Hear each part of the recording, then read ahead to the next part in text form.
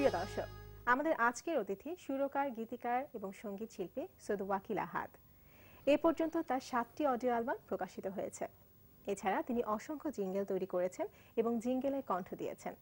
প্রিয় দর্শক, তাহলে চলুন বর্তমান সময়ের কর্মব্যস্ততা সম্পর্কে জানতে কথা বলি নন্দিত সঙ্গীত শিল্পী সৈয়দ ওয়াকিল আহাদের সঙ্গে।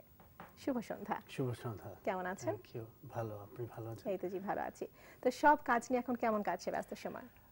এই তো ব্যস্ত, বিভিন্ন অঙ্গে কাজ করছি, গানের নিজের কাজ, নিজের গানের, আর এছাড়া ছোটবেলা থেকে যা যা গানের প্রতি আগ্রহ এবং যা যা ভালো লাগে বেশি বেশি মনে হয় যে এই কাজগুলো করি বা এই রকম গানে যদি আমার গলা থাকতো বা কণ্ঠ দিতে পারতাম।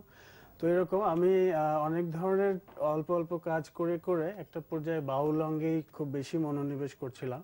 তো এখন গোটা পৃথিবীতে সঙ্গীতের একটা মহা বিপ্লব এবং সঙ্গীত সবার কাছে সমানভাবে পৌঁছে যাওয়ার একটা খুব দারুণ সুযোগ বা ব্যবস্থা তৈরি হয়ে গেছে। এতে করে আমরা আসলে এমনিতেই সঙ্গীত কখনোই কোনো নির্দিষ্ট কর্নারে আটকা পড়ে থাকার বিষয় ছিল না।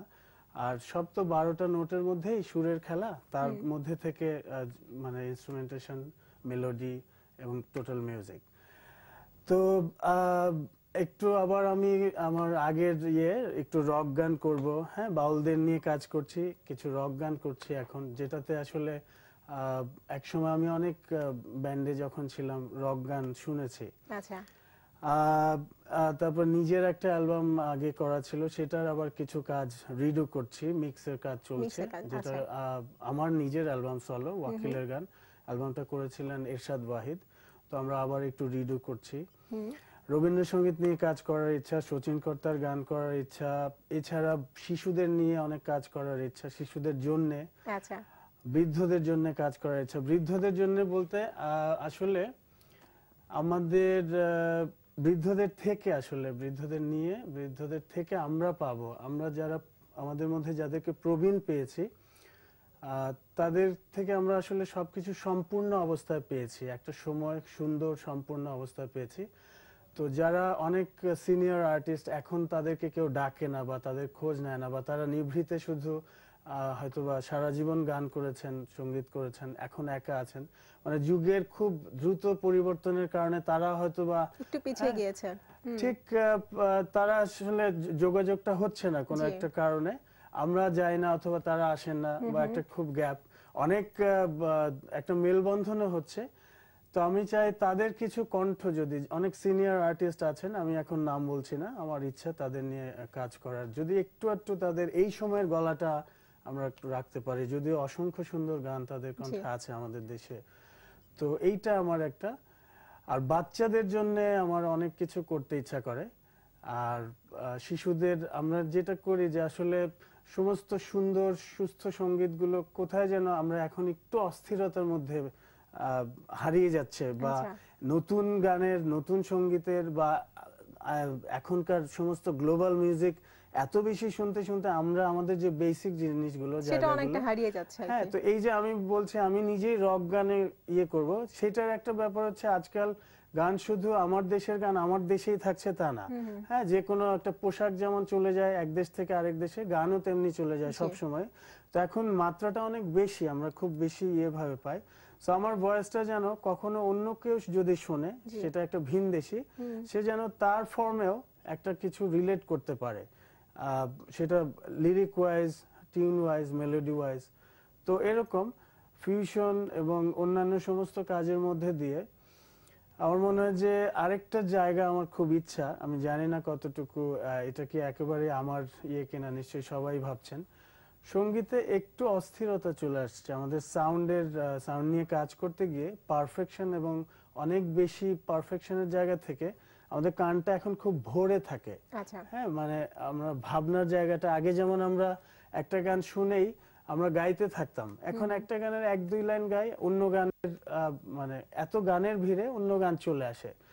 সো এইরকম একটা জায়গা থেকে আমার মনে হয় যে একটুখানি আমি কিছু স্লো টেম্পোর গান করতে চাই, একটু ধীর স্থির, যেগুলো আমরা পেয়েছি রবীন্দ্রসঙ্গীতে। হ্যাঁ, সব ধরনের গান পেয়েছি। তো আমরা তো আপনার অনেক ইচ্ছার কথা শুনলাম, শুরু করলাম মাত্র, আরো শুনবো, কিন্তু এর মধ্যে একটি গান আমরা এখন একটু শুনতে চাচ্ছি।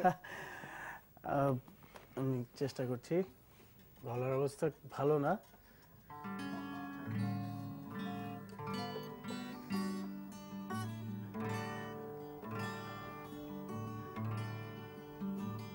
আমি সচিন কর্তার একটি গান করছি। মন দিল না বধু, মন নীল যে শুধু, আমি কি নিয়ে থাকি। মন দিল না, মন দিল না বধু,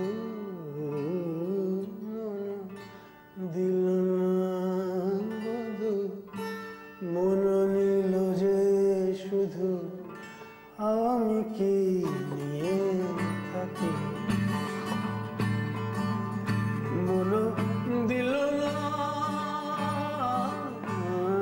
বধু, দিল না বধু, মন নীল যে শুধু, আমি কি থাকি।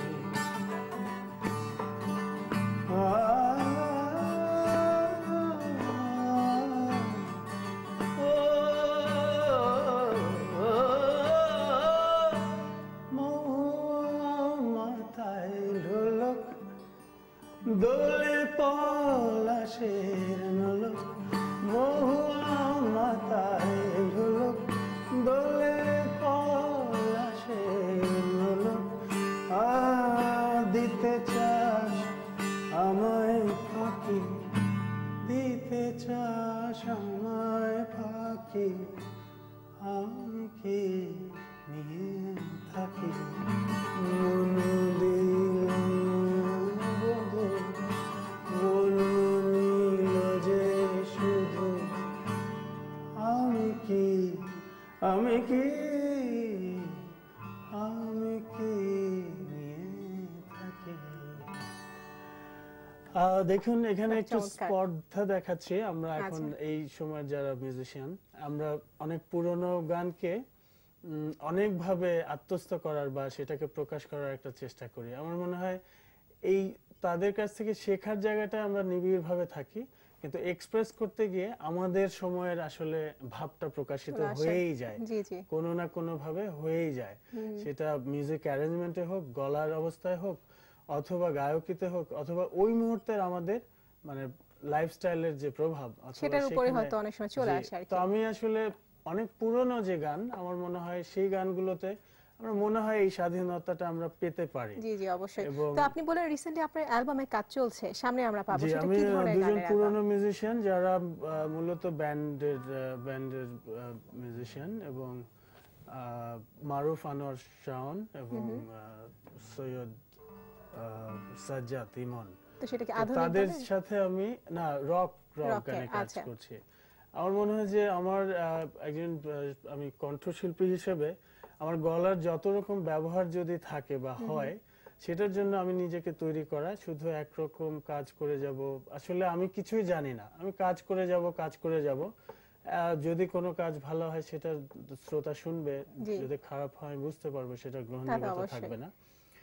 তো একটা কোনো ফর্মে আটকে থাকার কোনো বিষয় না, যদিও আমাদের বেশিরভাগ ভালো লাগা থাকে হয়তো বা নির্দিষ্ট। তো সেক্ষেত্রে আপনার গানের কথা এবং সুর করা, এটার কি অবস্থা এখন? আমার গানের কথা এবং সুর করা আসলে বলতে কি প্রতিদিন কিছু না কিছু লিখি, প্রতিদিন কিছু না কিছু সুর হয়। আচ্ছা। তো ওই অনুপাতে সবকিছু প্রকাশ হওয়ার উপায় থাকে না। অন্যান্য কাজকর্ম পাশাপাশি সঙ্গীতের প্রপার ব্যবস্থাপনার মধ্যে নিজেকে রাখা এবং স্টুডিও ওয়ার্ক করা বা রেকর্ড করা বা সেই প্রত্যেকটা গানকে প্রপার ট্রিটমেন্ট দেওয়া, সেটা যদি আমরা অ্যারেঞ্জমেন্ট বলি, ডিরেকশনের জায়গাগুলো বলি, বা ইনস্ট্রুমেন্টেশন কেমন হবে, কম্পোজিশনের আরো কি কি কালারফুল ইয়েগুলো, তো সেই জায়গাটায় একটা খুব কষ্ট থেকেই যায়। হ্যাঁ, মানে একটু অযত্নে শুধু জমেই যায় যখন। আমার মনে হয় এটা প্রত্যেকটা সৃষ্টিশীল মানুষ, সে যেই হোক, আর প্রত্যেকটা মানুষই তো শিল্পী এবং সৃষ্টিশীল, প্রত্যেকে সারাক্ষণ আমরা কাজ করে বাঁচতে হয়। তো অনেক বেশি নিজের যে মানে প্রাণের জায়গা, সেখানে যদি সঠিক সময় না দেওয়া যায় সেটার একটা কষ্ট থাকে। জি অবশ্যই। আমি শুরু করে যাচ্ছি, কাজ করে যাচ্ছি, আমি জানি না কখন কি কোনটা কতটুকু। তো সেক্ষেত্রে এখন পর্যন্ত যে অনেক কাজ আপনি করছেন, বিভিন্ন আঙ্গিকে বিভিন্ন ধারায় আপনি কাজ করেছেন, তো এরকম কি এখনো আছে যে যে ইচ্ছাটা আসলে আপনার পূরণ হয়েছে, এরকম একটি ইচ্ছার কথা যদি বলতেন যে কাজটা করা সম্ভব হয়েছে? আমি অনেক আইডিয়া নিয়ে কাজ করার চেষ্টা করেছি। আমি জি।